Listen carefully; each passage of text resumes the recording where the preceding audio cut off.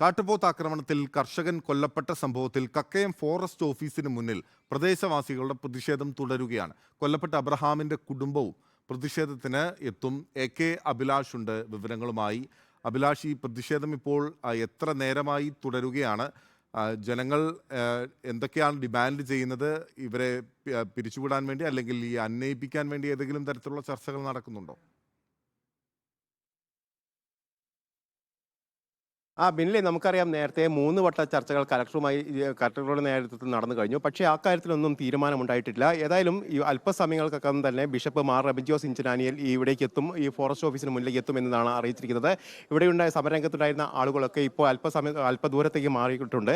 അവിടുന്ന് ഏതാണ്ട് മാർച്ചായിട്ടായിരിക്കും ഇവിടേക്ക് എത്തുക എന്നാണ് അറിയുന്നത്. ഏതായാലും ശക്തമായ പ്രതിഷേധത്തിലേക്ക് തന്നെയാണ് കർഷകർ പോകുന്നത് എന്നാണ് നമുക്ക് മനസ്സിലാക്കാൻ കഴിയും. ഇന്ന് ഈ കക്കയം മേഖലയിലും അതോടൊപ്പം തന്നെ കുരാച്ചുണ്ട് മേഖലയിലൊക്കെ ഹർത്താൽ ഉണ്ട്. ഹർത്താൽ പൂർണ്ണമായും വിജയിക്കുന്ന ഒരു നിലയിലാണുള്ളത്. കാരണം വ്യാപാര വ്യവസായി അടക്കം ഇതിന് പൂർണ്ണമായും സപ്പോർട്ട് ചെയ്യുന്ന ഒരു സാഹചര്യം ഉണ്ടായിരുന്നു. പക്ഷേ സംയുക്ത സമര സമിതി ഈ ഹർത്താലിനോട് യോജിച്ചിരുന്നില്ല. പക്ഷേ ജനങ്ങൾ ഒന്നടങ്കം ഈ ഹർത്താലിനോട് യോജിക്കുന്ന ഒരു നിലപാട് തന്നെയാണ് സ്വീകരിച്ചിരിക്കുന്നത്. ഏതായാലും വലിയ തരത്തിലുള്ള സമര പരിപാടികളിലേക്ക് മുന്നോട്ട് പോകുന്നു. ഒരുപക്ഷെ രാപ്പകൽ സമരത്തിലേക്ക് പോകുമെന്ന് തന്നെയാണ് ഇപ്പോൾ നമുക്ക് മനസ്സിലാക്കാൻ കഴിയുന്നത്. അടുത്ത ദിവസങ്ങളിലൊക്കെ ഇത്തരത്തിലുള്ള സമരങ്ങളുമായി മുന്നോട്ട് പോകാൻ നീക്കം നടത്തുന്നു.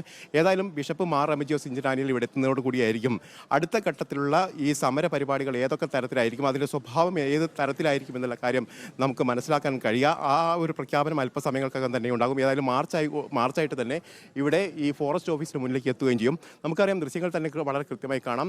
വലിയ തരത്തിലുള്ള പോലീസ് സന്നാഹമാണ് ഈ മേഖലയിലൊക്കെ ഒരുക്കിയിരിക്കുന്നത്. ഏതാണ്ട് 800ഓളം പോലീസുകാരെ ഈ കക്കയം ഭാഗത്ത് ഇപ്പോൾ വിന്യസിച്ചിട്ടുണ്ട്. പല മേഖലയായി 8 DYSPമാരുടെ നേതൃത്വത്തിലാണ് ഇപ്പോൾ സുരക്ഷാ ക്രമീകരണങ്ങൾ ഒരുക്കിയിരിക്കുന്നത്. ഇപ്പോൾ ഫോറസ്റ്റ് ഓഫീസിന് മുന്നിൽ തന്നെ ഏതാണ്ട് 100ഓളം പോലീസുകാരെ വിന്യസിച്ചിട്ടുണ്ട്. ഏതായാലും ഒരു സംഘർഷ സാഹചര്യത്തിലേക്ക് ഇപ്പോൾ കാര്യങ്ങൾ പോയിട്ടില്ല. ഏതായാലും ഇപ്പോൾ ഏതൊക്കെ തരത്തിലായിരിക്കും ചർച്ചകൾ നടക്കുക, പ്രത്യേകിച്ച് കലക്ടറുമായി ഒരു ഘട്ടത്തിൽ കൂടി ചർച്ച നടക്കുമെന്നാണ് നമുക്ക് അറിയാൻ കഴിയുന്നത്. അതോടൊപ്പം തന്നെ CPM ഈ വിഷയത്തിൽ ഇടപെട്ടതായുള്ള സൂചനകളുണ്ട്.